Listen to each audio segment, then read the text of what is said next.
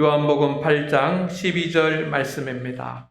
우리 다 같이 한 음성으로 봉독합니다. 시작. 예수께서 또 말씀하여 이르시되 나는 세상의 빛이니 나를 따르는 자는 어둠에 다니지 아니하고 생명의 빛을 얻으리라. 아멘. 우리 옆에 분들과 기쁜 마음으로 서로 축복하며 인사합시다. 새해 하나님의 복 많이 받으십시오. 새해 하나님의 복 많이 받으십시오. 할렐루야. 오늘 말씀의 제목 어둠의 빛이 오며입니다. 이 주제는 작년 10월 31일에 설교 시간에도 다루었던 그런 주제이고 그 주간에 특별 새벽 기도회를 하면서 또 나누었던 하나님의 말씀입니다. 그리고 이미 여러분이 아시고 예고해 드린 바와 같이 금년 우리 교회 표어가 어둠 후에 빛이 오며입니다. 우리 함께 외쳐볼까요? 어둠 후에 빛이 오며. 어둠 후에 빛이 오며. 어둠 후에 빛이 오며라고 하는 이 신앙적인 명제는 중세 시대 종교 개혁자들이 신앙의 표호 또 신앙의 고백으로 간직했던 그런 명제입니다. 당시에는 패스트라고 하는 전염병과 그리고 기독교의 타락으로 인해서 몹시 힘든 그런 사회였습니다. 중세는 어둠의 터널을 지나고 있었습니다. 그때 종교개혁자들, 믿음 가운데 서 있던 성도들이 어둠 위에 빛이 오며 라고 하는 이 신앙적인 고백을 가지고 절망의 시대를 소망의 시대로 바꾸는 그런 역할을 감당을 했습니다. 성도 여러분, 2022년 한 해도 우리는 코로나로 함께 어려움을 당함으로 이 한 해가 시작이 됐습니다. 이 어두운 세상에 빛이신 예수 그리스도께서 우리의 삶을 주관하여 주셔서 금년 한 해 모든 어둠이 물러가고 빛으로 바꿔지는 그런 한 해가 되기를 주의 이름으로 축원을 드립니다. 우리 한국 기독교 장로회 총회는 어둠 후에 빛이 오며라고 하는 이 표어를 정하고 세 가지 소주제를 신학적으로 정립을 했습니다. 생명, 치유, 회복입니다. 여러분, 빛 대신 주님을 우리가 따라갈 때 주님께서 우리에게 주시는 것이 있습니다. 첫 번째, 따라하면 주님께서 생명을 주십니다. 할렐루야. 어둠의 그림자가 우리의 삶에 드리워질 수 있습니다. 어느 날 하루가 굉장히 밝고 맑고 좋은 그런 날이었는데 여러분 갑자기 하늘에서 먹구름이 몰려오고 그래서 음산해지고 그리고 모든 세상이 어둠으로 변하는 그런 일기를 우리가 경험을 해본 적이 있습니다. 그것처럼 편안하고 행복하고 그리고 아무 문제가 없던 내 영혼에 어둠이 몰려올 수 있습니다. 그리고 평안했던 그런 가정에 어둠이 몰려올 수 있습니다. 잘 성장하고 발전했던 그런 사회에 그리고 은혜가 넘쳤던 그런 교회에 어둠이 몰려올 수가 있습니다. 그 어둠은 슬픔을 만들어내고 그 슬픔은 사람을 절망하게 하고 그리고 절망하게 되면 사람은 두려워지고 그리고 두려우면 우리는 화를 내고 분노하게 되며 그렇게 분노하며 살아갈 때 그 삶은 고통의 삶이 됩니다. 갑자기 평안하고 환하던 그런 세상에 가정에 또 나라에 내 영혼에 어둠이 물려오는 이유는 여러 가지가 있을 것입니다.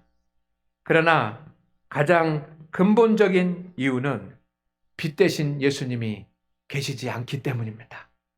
빛 대신 주님과 우리가 함께하지 않기 때문입니다. 어떤 때는 내가 잘못해서 어둠이 올 수도 있고, 어떤 사람이 잘못함으로 어둠을 맞이하기도 하고, 사회가 어렵고 힘들어서 내 인생에 어둠이 몰려올 수도 있습니다.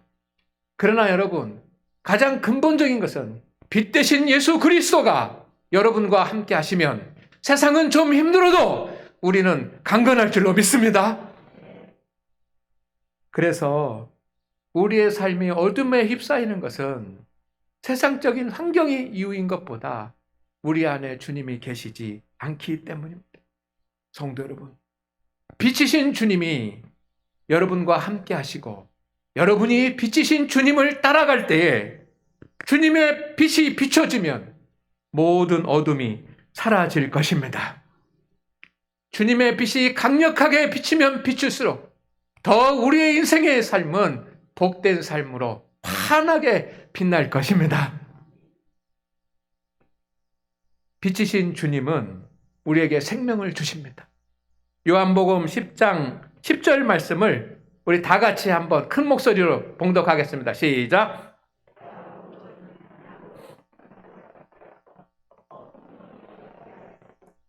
아멘. 여러분, 이 말씀을 믿습니까?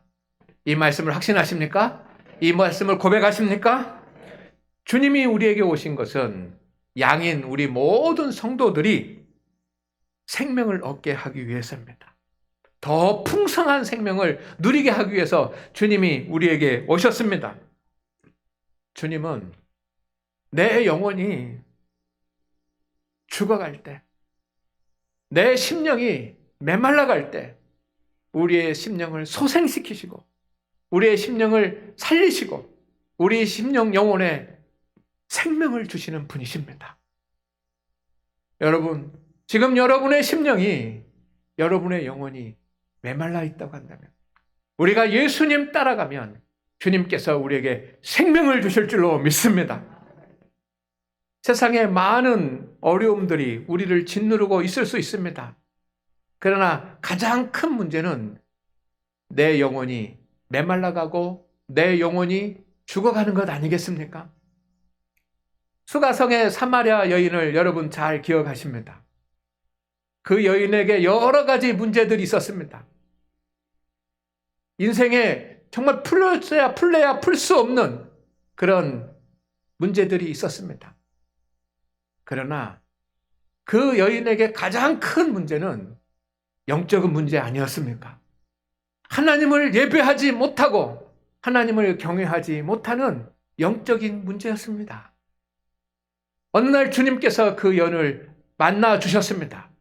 그리고 그의 영혼을 터치하셨습니다. 그리고 하나님께 예배하는 예배자로 만들어 주셨습니다.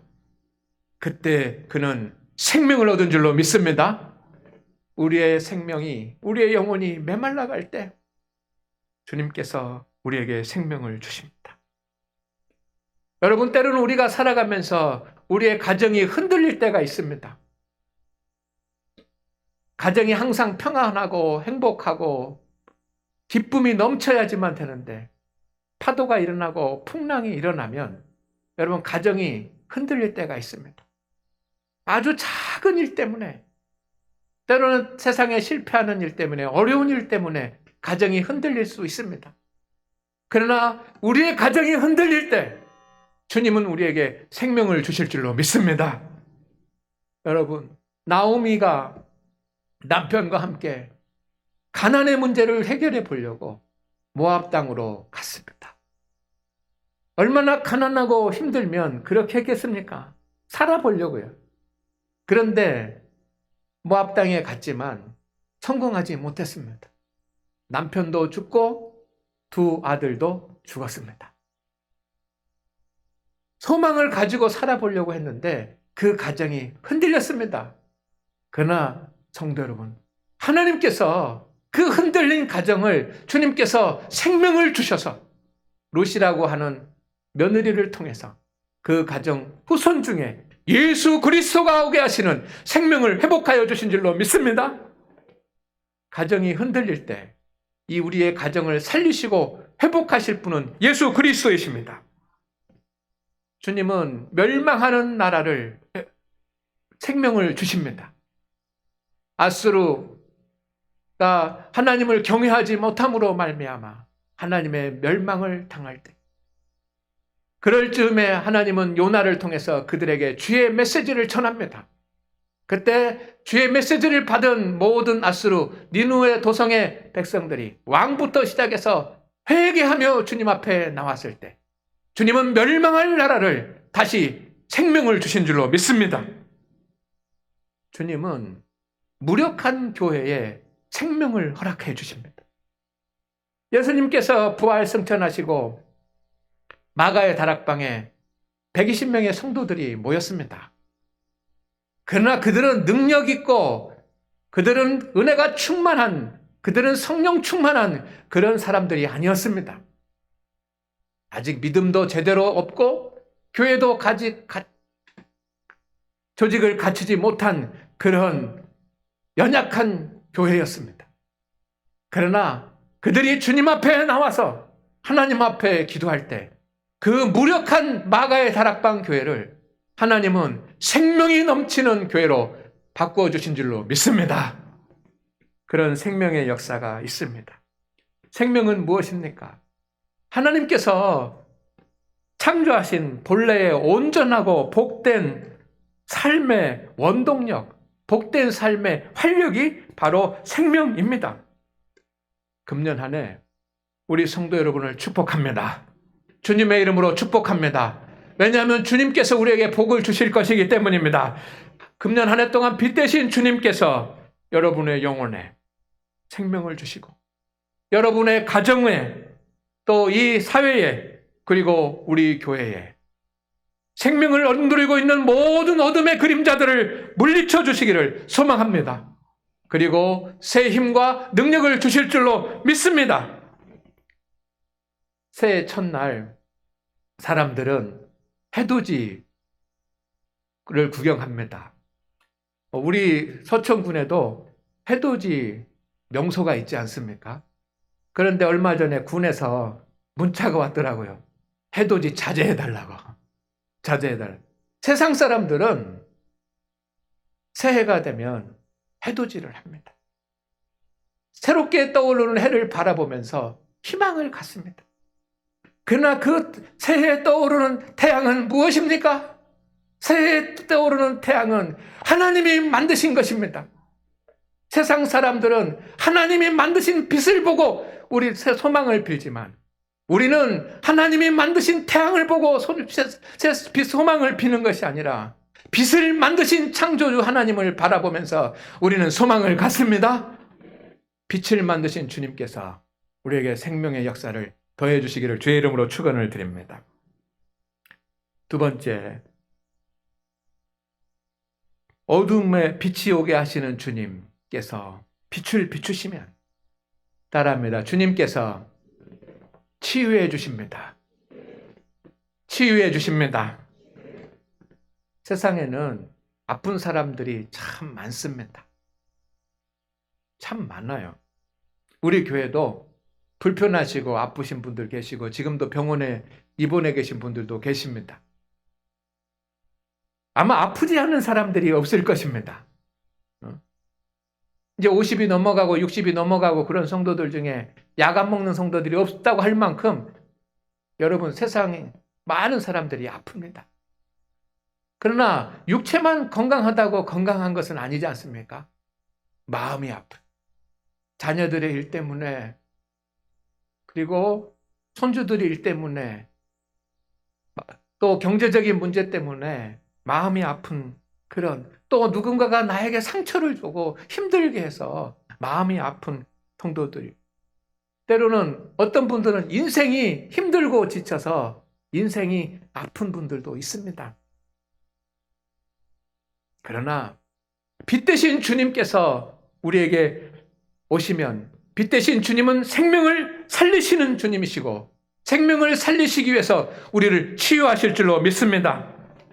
치유는 예수님께서 하신 공생의 사역의 가장 중요한 부분입니다.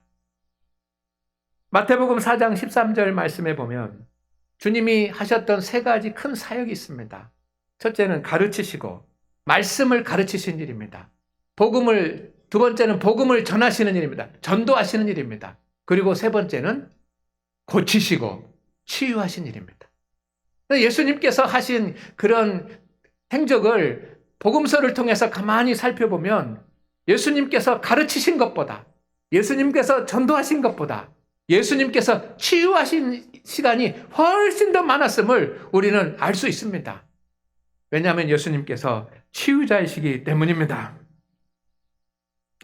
성도 여러분, 금년 한 해 살아가면서 여러분 자신이나 또 가족이나 사랑하는 사람들이 아플 수 있습니다.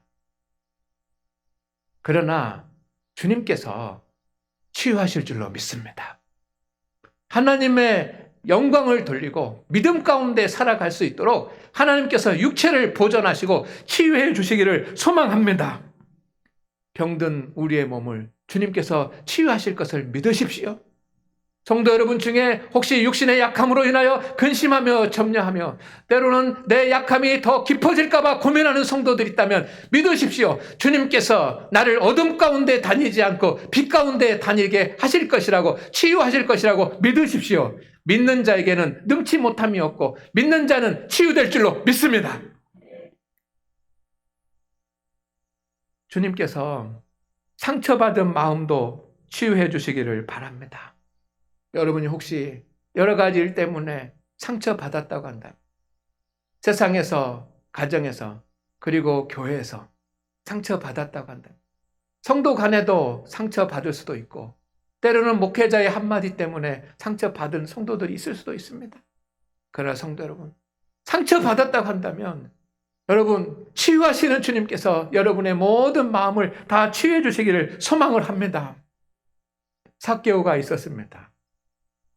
그는 특징이 하나 있는데 키가 작았다는 것입니다. 얼마나 키가 작았으면 키가 작았다라고 하겠습니까? 그것이 그에게는 깊은 상처였습니다. 그래서 그의 인생이 삐뚤게 나갔습니다. 남의 것을 토색하고 도둑질하고 하는 그런 방향으로 나갔습니다. 세리장이라고 하는 그런 자신의 직업을 이용을 해가지고 가난한 사람들 것까지 다 토색하면서 그렇게 살았습니다. 그러나 주님은 그를 치유하셨습니다. 주님은 몸과 마음만 치유하시는 것이 아니라 우리의 인생도 고치시는 하나님이십니다. 때로는 우리의 삶이, 때로는 여러분의 자녀들이, 때로는 가족들 중에 인생의 약함 가운데 있는 성도들이 있다면 주님께서 치유하시고 회복하여 주시기를 주의 이름으로 축원을 드립니다. 금년 한 해 빛 대신 주님께서 우리를 치유하실 것입니다. 모든 아픔을 치유해 주시기를 소망합니다.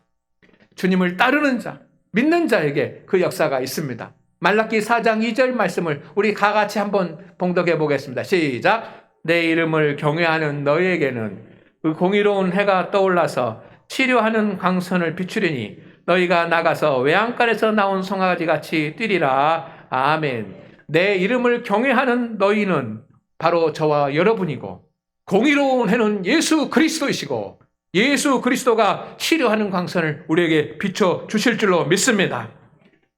우리 함께 따라하겠습니다. 어둠 위에 빛이 옵니다. 아멘. 그대로 되기를 소망합니다. 세 번째, 주님께서 회복해 주십니다. 다 같이 시작. 주님께서 회복해 주십니다. 회복은 무엇입니까? 생명을 얻고 치유받은 사람들이 다시 하나님께서 처음 계획하신 그 원래 좋은 상태로 돌아가는 것이 회복입니다.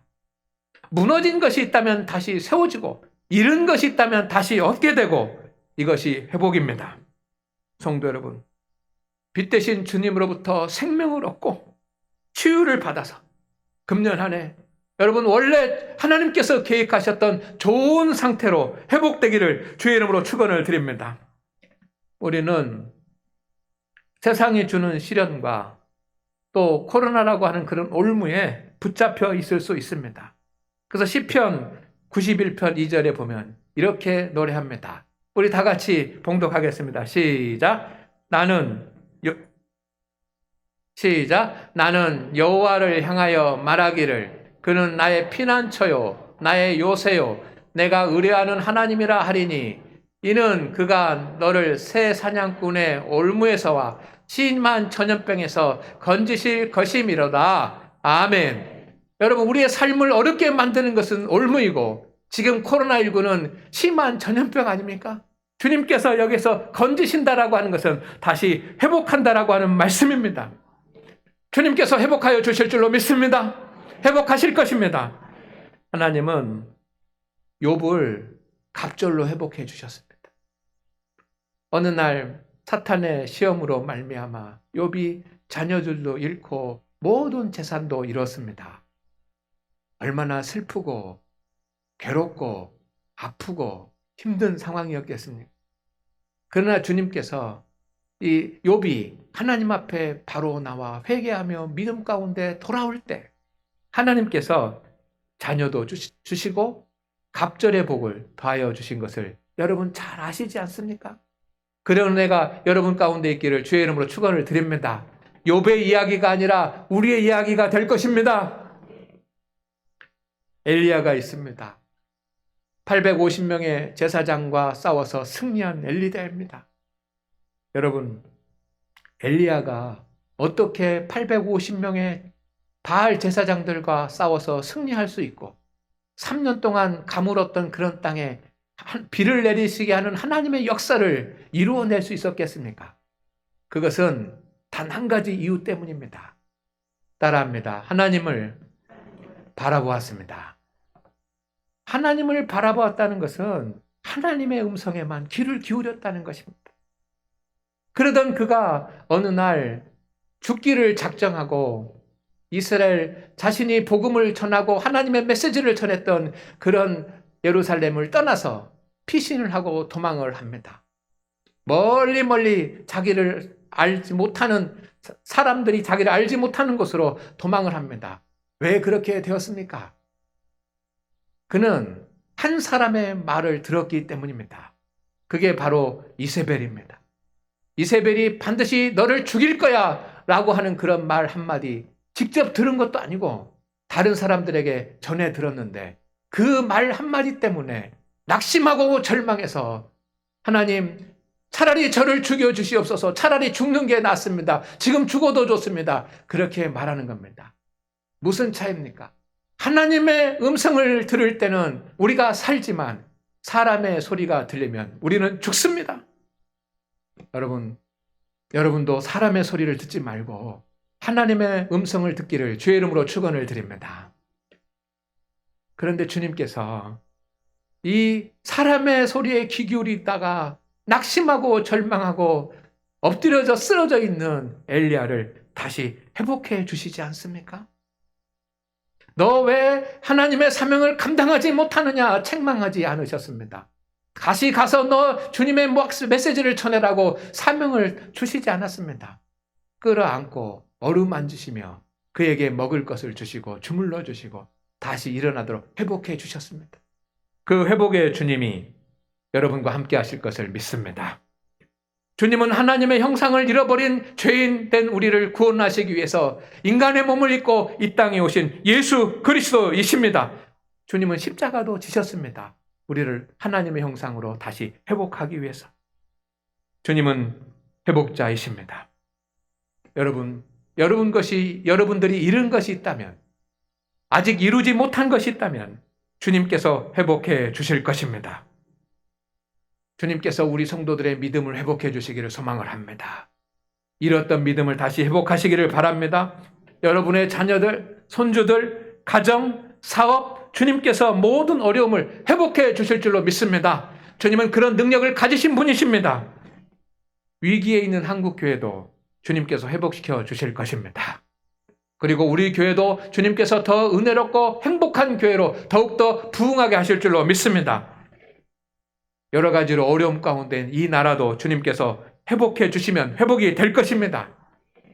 따라합니다. 같이 합니다. 어둠 위에 빛이 옵니다. 이 말씀을 항상 잊지 말고 살아가시기를 바랍니다. 어둠 위에 빛이 옵니다. 우리는 우리 자신을 향해서 항상 말하십시오. 여러분이 절망하고 낙심하고 힘들어질 때 여러분 자신을 향해서 말하십시오. 어둠 위에 빛이 옵니다. 어둠 위에 빛이 옵니다. 그리고 우리 교회를 바라보면서 여러분 기도하면서 어둠 위에 빛이 옵니다 라고 기도하시고 소망하십시오. 여러분 그리고 세상을 향해서 어둠 위에 빛이 옵니다라고 확신하고 살아가시기를 주의 이름으로 축원을 드립니다. 주님을 따르는 자에게는 어둠 위에 빛이 옵니다. 그래서 제가 프랭카드를 하나 주문해서 아마 월요일이나 화요일 도착하면 이 교회 앞에다가 붙일 겁니다. 어둠 위에 빛이 옵니다 라는 그런 글을 붙이려고 합니다. 그런 감동이 왔습니다. 우리 성도 여러분, 항상 그것을 보시면서 우리 성도들이 내 자신을 향하여 어둠 위에 빛이 옵니다. 교회를 바라보며 어둠 위에 빛이 옵니다. 세상을 바라보며 어둠 위에 빛이 옵니다라고 외칠 수 있기를 바랍니다. 절망과 어려움과 힘든 것과 속상한 것과 그것을 보고 원망하고 비난하고 불평하고 비판하는 그런 일은 우리가 내려놓고 생명의 빛이 되시는 주님만 바라보면서 따라하면 어둠 위에 빛이 옵니다. 선포하십시오. 주님의 믿음을 가지고 주님의 말씀을 선포하는 자에게는 그대로 이루어질 줄로 믿습니다. 마지막으로 같이 한번 외치겠습니다. 어둠 위에 빛이 옵니다. 할렐루야. 주님, 우리 성도들이 어둠 가운데 휩쓸려 살아갈 때 빛 대신 주님께서 어둠에 다니지 아니하고 빛 가운데 다닐 수 있도록 인도하여 주옵소서. 지금 어둠 가운데 다니는 성도들이 있습니까? 주님 일으켜 주시옵시고 세워 주시옵시고 빛 가운데 다니게 하옵소서. 예수님의 이름으로 기도드립니다. 아멘.